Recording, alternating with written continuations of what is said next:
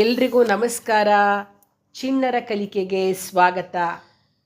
ಕೃಷ್ಣ ಹೇಳ್ತಾನೆ, ಒಳ್ಳೆ ಕೆಲಸ ಮಾಡಬೇಕಾದ್ರೆ ಯಾರು ಒಳ್ಳೆ ಕೆಲಸ ಮಾಡ್ತಾರೋ ಅವರು ಅರ್ಥಾರ್ಥಿ. ಆರ್ತ, ಜಿಜ್ಞಾಸು, ಜ್ಞಾನಿ ಅಥವಾ ನಿಷ್ಕಾಮಿ ಅಂಥ 4 ಪ್ರಕಾರದ ಭಕ್ತರು ನನ್ನನ್ನು ಭಜಿಸ್ತಾರೆ. ಅಂದರೆ ನೋಡಿ, ನನ್ನನ್ನು ಇಷ್ಟಪಡೋರು ಯಾರು? ದುಡ್ಡು ನನಗೆ ಅಷ್ಟು ದುಡ್ಡು ಬೇಕು, ನನ್ನ ಮನೆ ಕಟ್ಟೋಕ್ಕೆ ದುಡ್ಡು ಬೇಕು, ನನ್ನ ಕಾರ್ ತೊಗೊಳಕ್ಕೆ ದುಡ್ಡು ಬೇಕು, ಈ ಥರ ವಸ್ತುಗಳನ್ನ ಕೊಂಡ್ಕೊಳ್ಳಿಕ್ಕೆ ನನಗೆ ಅದು ಕೊಡು ಇದು ಕೊಡು ಅಂತ ಭಗವಂತನ ಕೇಳೋನು ಅರ್ಥಾರ್ಥಿ. ಇನ್ನು ನಂಗೆ ಹಾಗಾಗಿದೆ, ನಂಗೆ ರೋಗ ಬಂತು ನನಗೆ, ಅಥವಾ ನನಗೆ ಈ ಥರ ಸಮಸ್ಯೆ ಆಗಿದೆ, ನಮ್ಮ ಅಮ್ಮಂಗೆ ಹುಷಾರಿಲ್ಲ, ನನ್ನ ಮಕ್ಕಳಿಗೆ ಇದೆಲ್ಲ ಕೇಳ್ಕೊಂಡು ವಾಸಿ ಮಾಡು ಅಂತ ಆರ್ತನಾದ ಮೊರೆ ಹೊತ್ತು ನನ್ನನ್ನು ಭಜಿಸ್ತಕ್ಕಂಥವನು ಅವನು ಆರ್ತ.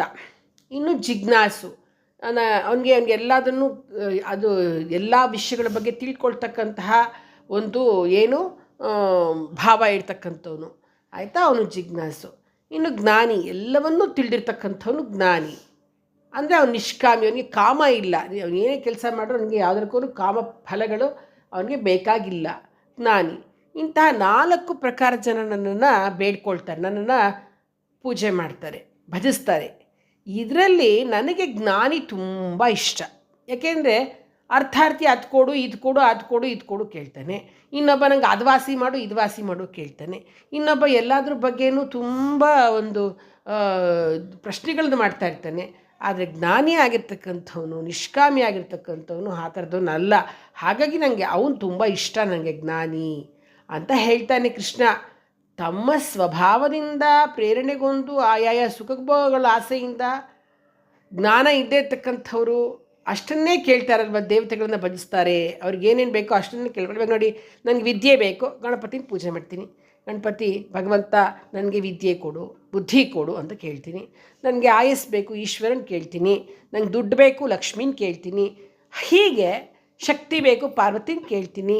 ಹೀಗೆ ಒಬ್ಬೊಬ್ಬರು ದೇವ್ರನ್ನ ಒಂದೊಂದು ಕೇಳ್ಕೊಳ್ತಾ, ಹೆದರಿಕೆ ಆಯಿತಾ ಹನುಮಂತನ ದೇವಸ್ಥಾನಕ್ಕೂ ಒಂದೊಂದು ದೇವ್ರ ಹತ್ರ ಒಂದೊಂದು ಕೇಳ್ಕೊಳಕ್ಕೆ ಹೋಗ್ತಾ ಇರ್ತೀವಿ ಅಲ್ವ ನಾವು. ಅದಕ್ಕೇನು ಹೇಳ್ತಾರೆ, ಆದರೆ ನನಗೇನು ಇಷ್ಟ ಗೊತ್ತಾ, ಜ್ಞಾನಿ ಇಷ್ಟ ಅಂತ ಕೃಷ್ಣ ಹೇಳ್ತಾ ಈ ಶ್ಲೋಕವನ್ನು ಹೇಳ್ತಾನೆ. ಹೇಳ್ಕೊಡ್ತೀನಿ, ಹೇಳ್ತೀರಾ ಅಲ್ವಾ ಮಕ್ಕಳ?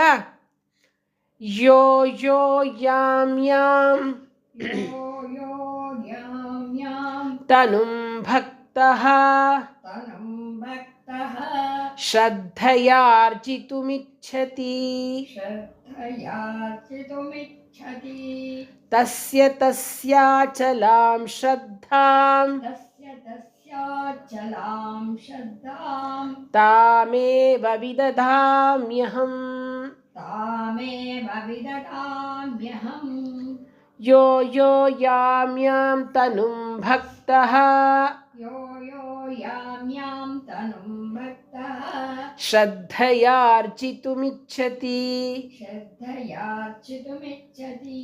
ತಸ್ಯ ತಸ್ಯಾಚಲಾಂ ಶ್ರದ್ಧಾಂ ತಾಮೇವ ವಿದಧಾಮ್ಯಹಂ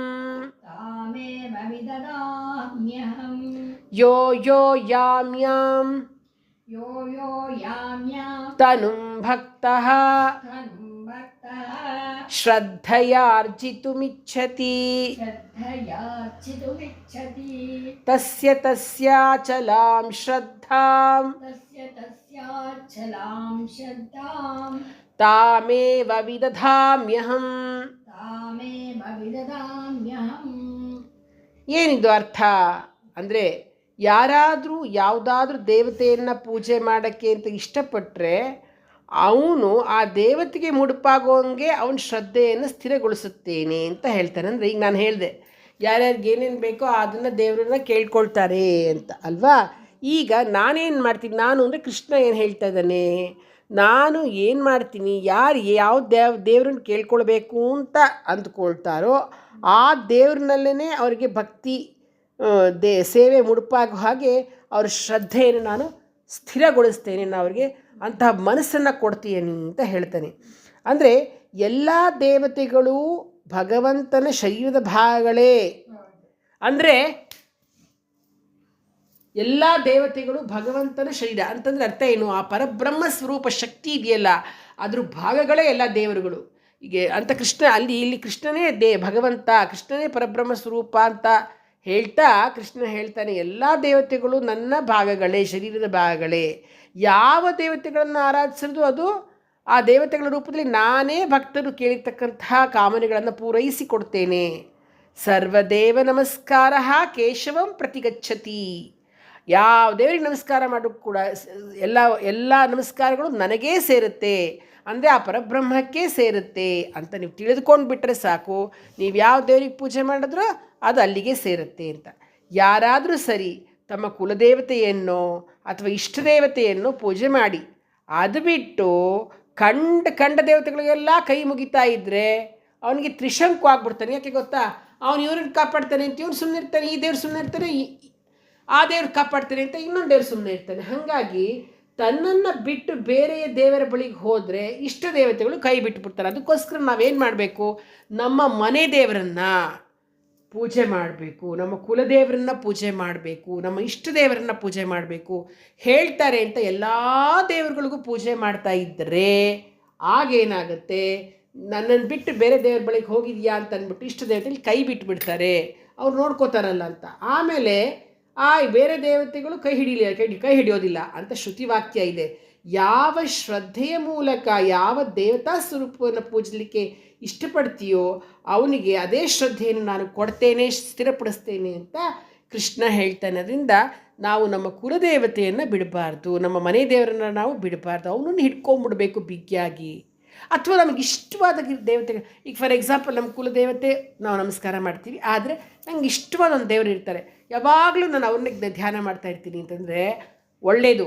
ಆಗ ಆ ದೇವರಿಗೆ ನಿಮಗೆ ಬೇಕಾಗಿರ್ತಕ್ಕಂಥ ಆ ದೇವರ ಮೇಲೆ ಭಕ್ತಿಯನ್ನು ನಿನ್ನಲ್ಲಿ ನಾನು ಸ್ಥಿರಪಡಿಸ್ತೇನೆ ಅಂತ ಕೃಷ್ಣ ಹೇಳ್ತಾ ಇದ್ದಾನೆ. ಈ ಶ್ಲೋಕವನ್ನು ಹೇಳ್ಕೊಳ್ಳೋದ್ರಿಂದ ನಮಗೆ ಒಂದು ದೃಢವಾದ ನಂಬಿಕೆ, ದೃಢವಾದ ವಿಶ್ವಾಸ ಉಂಟಾಗುತ್ತೆ, ನಮ್ಮಲ್ಲಿ ಆತ್ಮಾಭಿಮಾನ ಉಂಟಾಗುತ್ತೆ. ತುಂಬ ಒಳ್ಳೆಯ ಶ್ಲೋಕ ಇದು. ಮಕ್ಕಳ, ಈಗ ಒಟ್ಟಿಗೆ ಹೇಳೋಣ ನಾವು. ಯೋ ಯೋ ಯಾಂ ಯಾಂ ತನುಂ ಭಕ್ತಃ ಶ್ರದ್ಧಯಾರ್ಚಿತುಮಿಚ್ಛತಿ ತಸ್ಯ ತಸ್ಯಾಚಲಾಂ ಶ್ರದ್ಧಾಂ ತಾಮೇವ ವಿದಧಾಮ್ಯಹಂ. ಇದು ಭಗವದ್ಗೀತೆಯ 7ನೇ ಅಧ್ಯಾಯದ 21ನೇ ಶ್ಲೋಕ ಮಕ್ಕಳ. ಅರ್ಥ ಆಯ್ತಲ್ವಾ? ಶುಭಮಸ್ತು.